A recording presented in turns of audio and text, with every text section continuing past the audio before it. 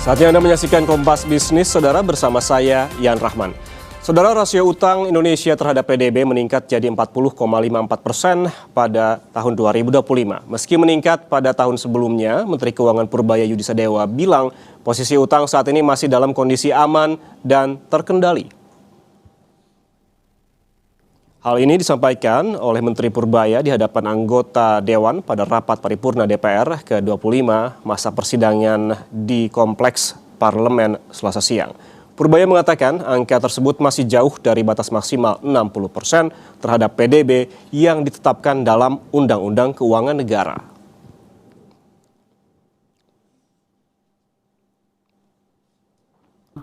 Pemerintah menegaskan bahwa meski rasio utang meningkat dari 39,81% PDB di tahun 2024 menjadi 40,54% PDB di tahun 2025, posisi ini masih jauh di bawah batas maksimal 60% PDB sesuai undang-undang, sehingga APBN kita tetap aman dan terkendali. Dengan strategi ini, pemerintah optimis rasio utang dapat dikendalikan bertahap sambil menjaga keberlanjutan fiskal dan agenda pembangunan kita. Rasio utang pemerintah tahun 2025 naik jadi 40,54% terhadap PDB, naik 0,73 poin dibanding tahun 2024 yang sebesar 39,81% terhadap PDB.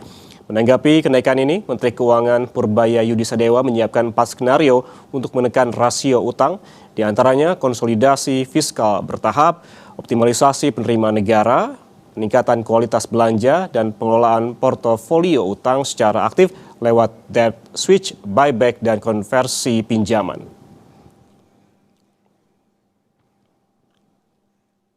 Sementara itu, Saudara, Bank Indonesia melaporkan posisi utang luar negeri Indonesia pada Mei 2026 naik jadi 444,4 miliar dolar Amerika Serikat. Purbaya menegaskan kemampuan bayar Indonesia sangat kuat. Utang luar negeri pada Mei 2026 sebesar 444,4 miliar dolar Amerika Serikat atau setara 8.043 triliun rupiah yang merupakan rekor baru. Menurut Purbaya Yudisadewa, Menteri Keuangan, kondisi utang tidak dapat dinilai hanya dari nominal, melainkan harus dibandingkan dengan ukuran perekonomian nasional. Selain itu, Purbaya menegaskan tidak ada alasan untuk meragukan kapasitas fiskal Indonesia. Orang itu dilihat dari dibanding dengan size ekonominya kan, sama dengan kalau satu perusahaan misalnya penjualannya 1.000, satu lagi 10.000, misalnya dua-duanya pinjam sama 1.000 perak pinjamnya, yang 1.000 kan ada debt to ininya 1, kalau yang itu masih 1/10, jadi yang 1/10 aman kan gitu kira-kira. Jadi kita selalu bandingkan dengan size ekonominya, jangan nominalnya aja. Posisi utang luar negeri Indonesia pada Mei 2026 tercatat sebesar 444,4 miliar dolar Amerika Serikat atau setara 8.043 triliun rupiah. Secara tahunan ini tumbuh sebesar 2,1% year on year, lebih tinggi dibandingkan dengan pertumbuhan pada April 2026 sebesar 2% year on year. Rasio utang luar negeri pada Mei 2026 terhadap PDB adalah sebesar 29,9%. Menurut Bank Indonesia, perkembangan ini dipengaruhi oleh pertumbuhan utang luar negeri publik, baik pemerintah maupun bank sentral, di tengah kontraksi pertumbuhan ULN swasta yang lebih rendah.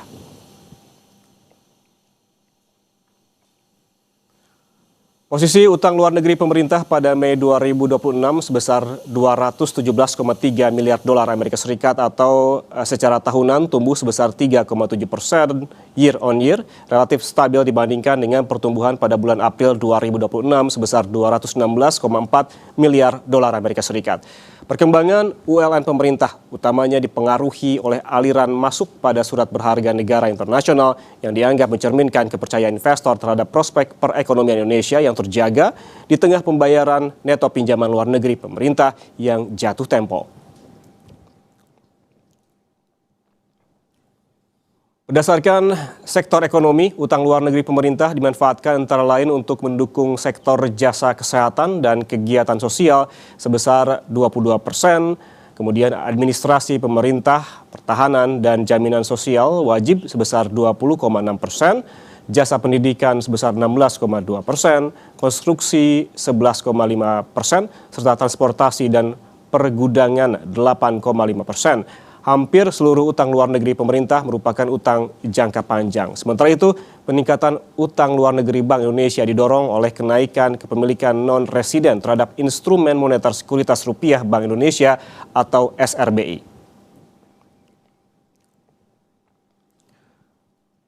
Posisi utang luar negeri swasta, Saudara, pada Mei 2026 tercatat sebesar 195,9 miliar dolar Amerika Serikat atau mengalami kontraksi sebesar 0,1% secara tahunan. Kontraksi ini lebih terbatas dibandingkan dengan kontraksi sebelumnya sebesar 0,5% pada April 2026. Perkembangan ini terutama didorong oleh utang luar negeri kelompok peminjam lembaga keuangan yang secara tahunan mencatatkan kontraksi sebesar 0,8%, lebih rendah dibandingkan dengan kontraksi pada April 2026 sebesar 5%.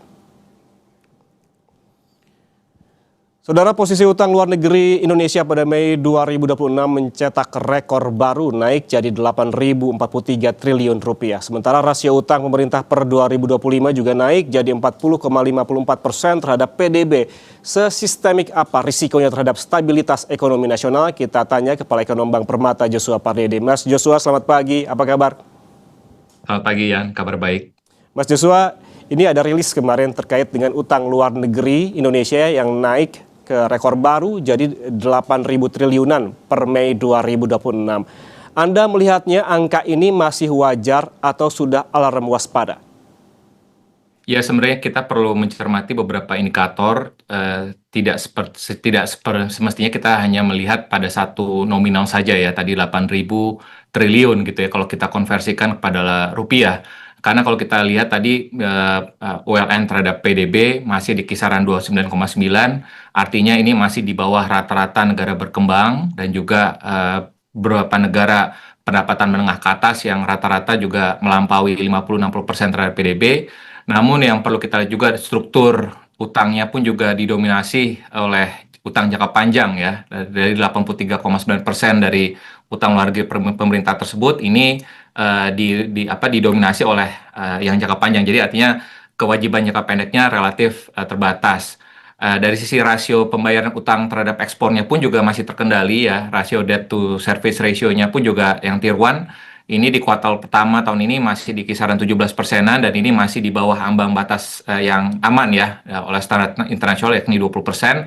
Namun yang perlu diwaspadai adalah di mana kenaikan dari ULN ini didominasi tadi oleh ULN pemerintah instead of bukannya ULN swasta gitu ya. Artinya ini yang harus kita lihat lagi seberapa cepat karena kalau kita lihat tadi kecepatan dari ULN pemerintah ini apakah sudah bisa kita sandingkan dengan kualitas dari pertumbuhan dari pertumbuhan ekonomi kita gitu ya. Karena ini yang harusnya mendrive ataupun yang semestinya menjadi motor pertumbuhan itu justru adalah swasta, tapi kelihatannya beberapa waktu terakhir ini swasta justru malah wait and see dan cenderung menahan diri untuk melakukan ekspansi, sehingga ini yang harus kita lihat bahwa ini mungkin bisa menjadi lampu kuning ya, artinya belum jadi darurat tapi alarm bahwa kondisi ini apakah ini akan sustainable ke depannya, karena tentunya ruang fiskal pemerintah pun juga tidak akan bukannya tidak ada batasan gitu ya, tapi ini yang harus kita lihat bersama bahwa bagaimana meningkatkan juga ekspansi dari sisi swastanya. Oke, berarti ini sudah lampu kuning dan juga memang patut untuk diwaspadai atau dicermati oleh pemerintah dan juga Bank Indonesia bagaimana langkah ke depannya. Anda juga sempat menyebutkan atau menyinggung Mas Joshua soal kenaikan utang ini dipengaruhi oleh pertumbuhan utang luar negeri pemerintah dan juga Bank Sentral. BI bilang kenaikan ini didorong oleh aliran dana investor ke SBN internasional. Apakah statement ini bisa diartikan kepercayaan investor yang mulai perlahan kembali, Mas Joshua? Ya, nggak bisa kita literally mengatakan hal itu juga gitu ya. Sekalipun memang it's a good thing bahwa foreign investor udah masuk ke global bond dan juga SRBI. Tapi yang perlu kita ingat juga apakah itu sudah berdampak signifikan kepada rupiah, yang dimana kita melihat bahwa rupiah masih bertengger di 18.000 per dolarnya. Artinya kembali lagi kalau kita melihat dan juga kita lihat juga adalah instrumen foreign inflows ya di SRBI ini kan sampai dengan year to date saja sudah mencapai hampir 9 miliar US dollar gitu ya. Artinya bagaimana cost ataupun beban yang harus dipertimbangkan juga oleh Bank Indonesia, karena kalau kita lihat dari sisi misalkan imbal hasilnya SRBI 9 bulan dan 12 bulan itu rata-rata cukup tinggi juga ya untuk bisa menarik daya tarik investor asing tersebut. Bahkan yang 12 bulannya SRBI itu sekitar 7,66 ya pada lelang tanggal 15 yang lalu kemarin gitu ya. Jadi artinya ini juga akan menjadi burden juga buat Bank Indonesia, dan juga tentunya tadi dari sisi global bond pun juga sama ya, bahwa di satu sisi memang ini inflows, tapi tentunya akan ada beban bunga yang harus dibayarkan oleh pemerintah kepada investornya. Jadi ini bukan literally it's a good news, tapi tentunya ini yang harus kita lihat, kepercayaan itu penting, tapi ini juga menjadi bacaannya adalah bahwa kalau misalkan masuk ke SRBI ataupun ke global bond, berarti kan ada potensi juga ya bahwa kalau misalkan investor asing melihat bahwa ada kondisi yang tidak kondusif, tentu kan karena di pasar modal tentunya investor ini bisa keluar kapan saja gitu ya. Jadi ini yang harus kondusivitas dari kebijakan ekonomi domestik kita ini harus kita jaga gitu, agar jangan sampai nanti memberikan sentimen yang negatif ya kepada para investor asing tersebut. Oke, tapi kan yang selama ini menjadi permasalahan termasuk dari lembaga-lembaga pemerintah adalah bukan hanya soal data-data ekonomi Indonesia, tetapi juga soal transparansi dan juga kepercayaan investor begitu. Bukankah artinya kepercayaan investor ini penting, apalagi untuk jangka panjang, Mas Joshua? Ya, saya percaya bahwa kepercayaan investor ini sangat menjadi faktor yang utama ya, dan justru malah kalaupun kepercayaan investor ini tinggi, pemerintah ataupun Bank Indonesia tidak perlu menawarkan imbal hasil yang tinggi gitu ya, karena kan artinya ya investor asing memang memburu ya instrumen investasi Indonesia gitu ya, tanpa harus diiming-imingi imbal hasil yang tinggi gitu ya. Dan ini tentunya tadi tinggal tingkat imbal hasil yang relatif terhadap misalkan US Treasury yang kompetitif, stabilitas nilai tukar rupiah, dan juga persepsi dari risiko global ini yang harus dicermati juga oleh para investor. Karena ketika investor membeli SBN ini bukan karena keyakinan pada fundamental ekonomi saja, tapi juga tadi pada imbal hasil yang lebih tinggi dibandingkan dengan negara maju, sehingga ini juga dan ini makanya ini bersifat rentan tadi ya, karena tadi kalau misalkan tadi ada negara lain yang mengover lebih atraktif lagi, tentu kan tadi akan ada perpindahan lagi gitu ya. Jadi makanya movement ini akan sangat cepat di pasar obligasi, pasar modal, sehingga ini yang harus kita pertimbangkan lagi bagaimana meningkatkan kepercayaan itu ya di luar dari sisi imbal hasil dan juga kondisi-kondisi fundamental yang quote and quote ya dinilai bagus oleh pemerintah, meskipun dari sisi sebagian pelaku sendiri mengatakan bahwa pelaku industri sendiri yang ekonomi realnya sendiri mungkin melihat bahwa kondisi tidak merata ya, ada yang kondisi sektor-sektor yang bagus, tapi ada juga sebagian juga sektor-sektor ekonomi lainnya pun juga lagi struggling seperti itu. Oke, artinya ini para investor ini bisa diartikan percaya begitu dengan Indonesia kalau kita tidak menjual surat berharga ini secara murah dengan imbal hasil yang sangat tinggi begitu ya. Tapi Mas Joshua, kalau kita bergeser lagi terkait dengan utang luar negeri, ini kan ada beberapa alokasi besar terhadap beberapa sektor, termasuk jasa kesehatan, kegiatan sosial, dan lain-lain begitu yang mendominasi. Sebetulnya alokasi ini seberapa urgent sih menggunakan utang luar negeri? Namun kita bahas usai jeda. Mas Joshua, tetaplah bersama kami di Kompas Bisnis.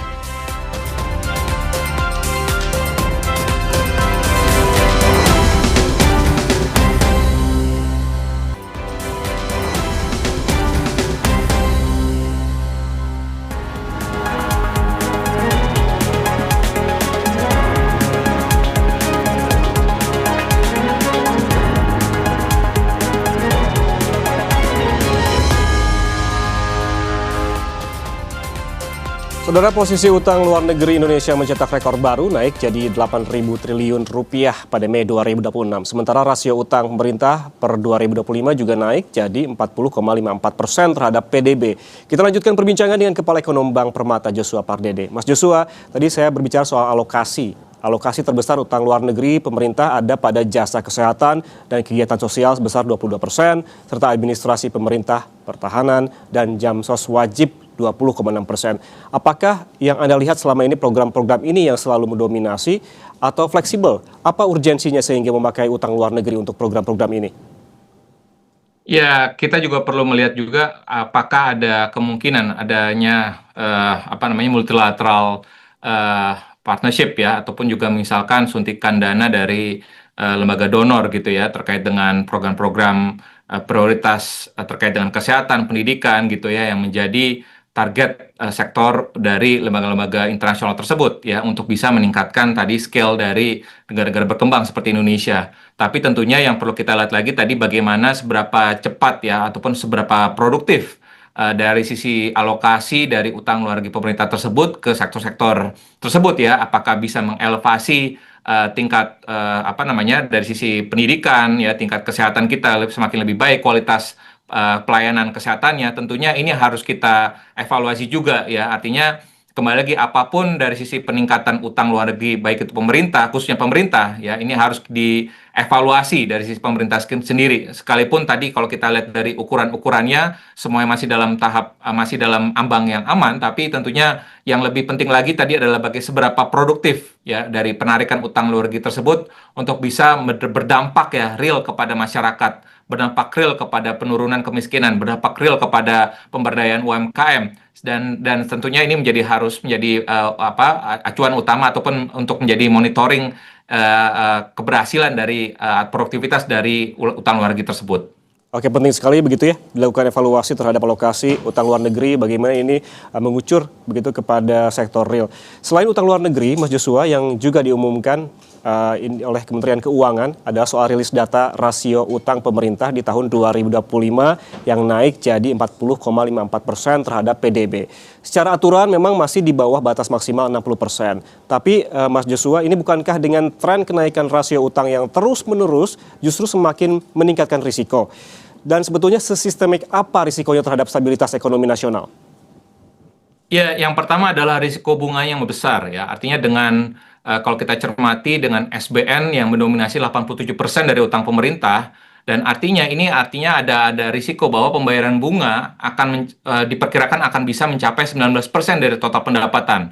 Artinya ruang belanja yang produktif ya untuk infrastruktur, kesehatan, pendidikan ini akan semakin tergerus ya untuk tadi kewajiban cicilan bunga tersebut. Jadi artinya ini bisa jadi jebakan fiskal yang perlahan-lahan akan akan mempersempit juga ruang gerak dari pemerintah. Yang kedua adalah risiko nilai tukar dan juga arus modal asing keluar ya, reversal ya, karena kalau kita lihat tadi porsi SBN yang dimiliki oleh asing dalam denominasi rupiah ataupun falas ini tetap harus menjadi faktor kerentanan, karena pada saat rupiah cenderung mengalami pelemahan ini bisa dapat memperburuk juga dari pembayaran beban utang falas, dan sekaligus juga mendorong tadi investor asing menjual SBN sehingga ini memberikan tekanan ganda. Yang ketiga adalah risiko momentum fiskal. Artinya ketika pemerintah pernah berkomitmen menjaga rasio di bawah 40% dalam RPJMN, lalu meleset, artinya akan ada kredibilitas target fiskal jangka menengah yang menjadi dipertanyakan ya. Dan ini bukan hanya soal angka semata, tapi bagaimana soal kepercayaan pasar terhadap komitmen kebijakan itu.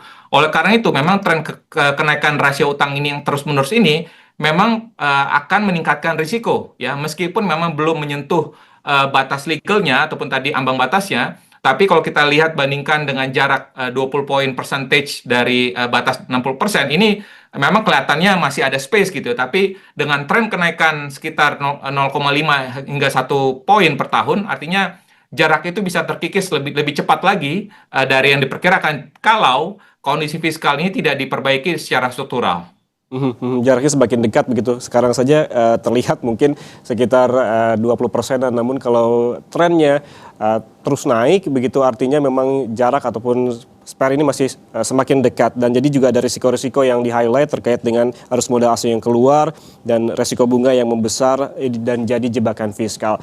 Itu kan tadi Mas Joshua perbandingan utang dengan PDB. Lalu juga ada pertanyaan yang membandingkan antara utang dengan pendapatan negara. Tahun lalu saja hanya 91,7% dari target atau sebesar 2.756 triliun rupiah. Kalau bisa membandingkan hal ini seperti apa antara utang dengan pendapatan negara?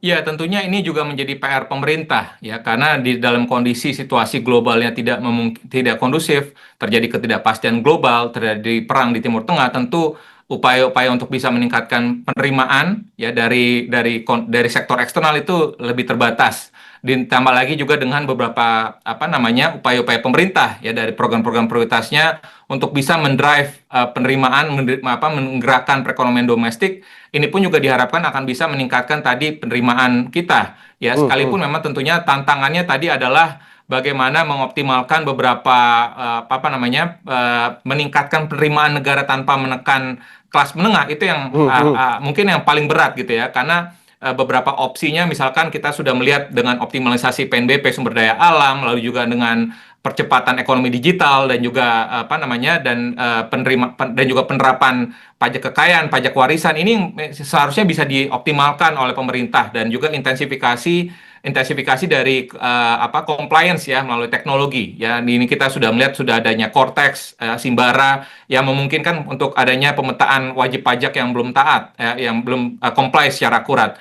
Yang kembali lagi yang perlu harus dihindari oleh pemerintah tadi adalah kalau kita acuannya pada penerimaan ya, Hmm. bagaimana tadi untuk kenaikan tarif PPN yang bersifat regresif dan juga yang ini akan berdampak langsung kepada daya beli masyarakat menengah ke bawah. Dan yang kedua tadi adalah bagaimana dampaknya dengan perluasan cukai ya ke banyak produk konsumsi sehari-hari. Ini pun juga tanpa kajian dampak yang distribusional ini apa namanya bisa berdampak signifikan juga ya kepada konsumsi nasional kita. Jadi artinya ini bisa kontraproduktif. Jadi artinya pemerintah perlu kembali lagi melihat skala potensi penerimaan yang ada gitu ya. Karena kan ini kalau kita bicara penerimaan itu kan apa ibaratnya harapan gitu ya. Kalau kita apa dari sisi pemerintah ataupun dari sisi pemerintah sendiri, tapi dari sisi belanja ini kan udah hampir pasti semuanya. Jadi bagaimana pemerintah bisa merasionalisasikan belanja-belanja yang dinilai kurang produktif ataupun dampak jangka pendeknya terbatas,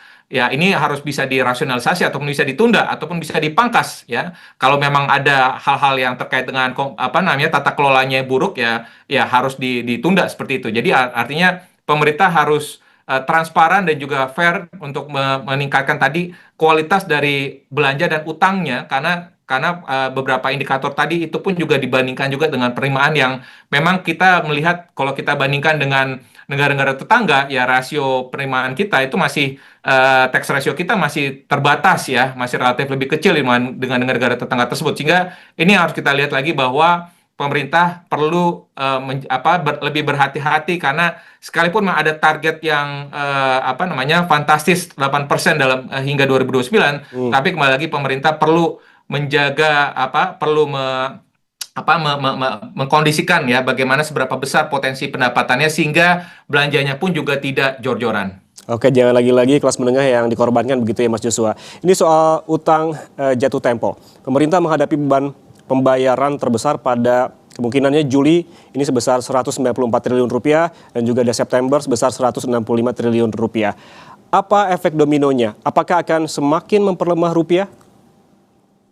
Ya, kalau kita bicara yang jatuh temponya adalah apa namanya utang luar negeri tentu ini akan ada tadi dampak di mana akan ada permintaan pembayaran bunga dan juga pokoknya tentunya Mhm. ya.